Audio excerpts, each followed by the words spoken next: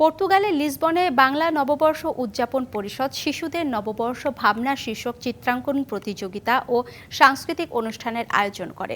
দেশীয় ঐতিহ্যের পান্তা ইলিশ ও বিভিন্ন বাহারি ভর্তা সহ ঐতিহ্যবাহী নানা খাবারের মাধ্যমে প্রবাসী বাংলাদেশিদের আপ্যায়ন করা হয়।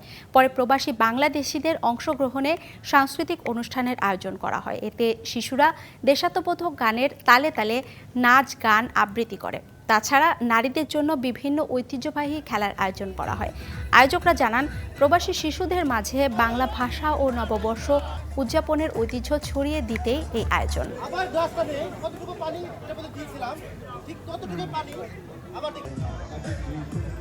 প্রবাসের বুকে আমাদের এটা একটি মিলন স্থল, আমাদের আনন্দের একটি জায়গা। এখানে এসে খুবই ভালো লাগছে। অনেক বাঙালি আমাদের ঐতিহ্যকে এখানে উপভোগ করতে পারছি। সবাইকে নববর্ষের শুভেচ্ছা। শুভ নববর্ষের প্রীতি ও শুভেচ্ছা জানাচ্ছি।